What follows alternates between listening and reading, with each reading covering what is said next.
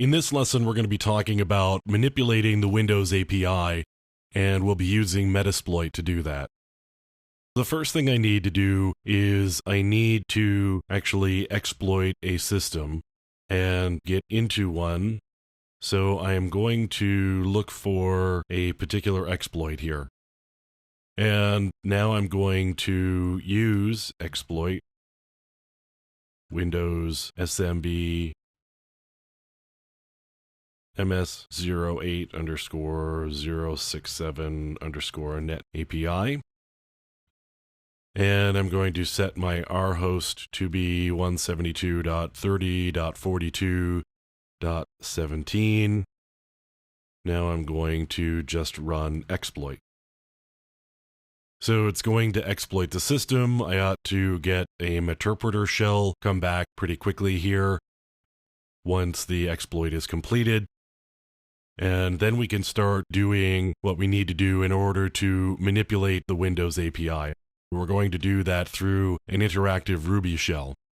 So I'm going to run IRB, and now I can do a number of things through this interactive Ruby shell that allows me to get access to the Windows API.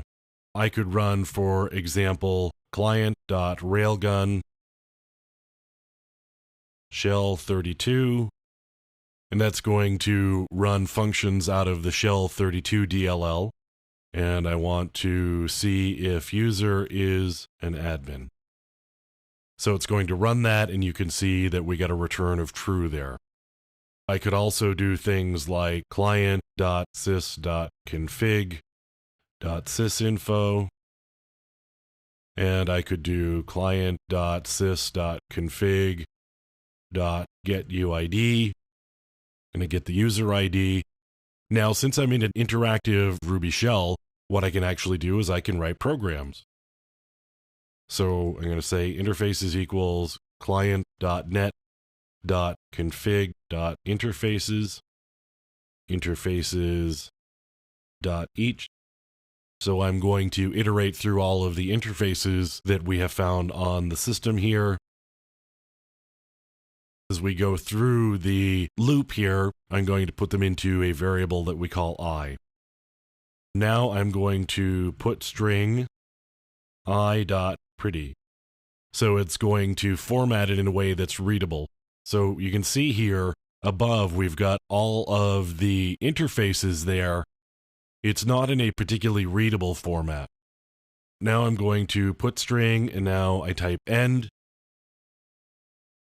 You can see what it did here was create a pretty print of the different interfaces that were on the system.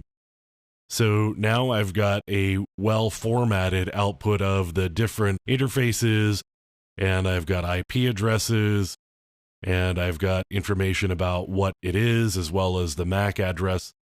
So you can see here we've got a pretty powerful ability to interact with the system in not only an interactive way, but a programmatic way as well.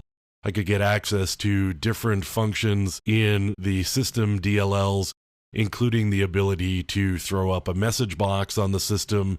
Anything you could do with the different Windows APIs, you can do here through this interactive Ruby shell as well.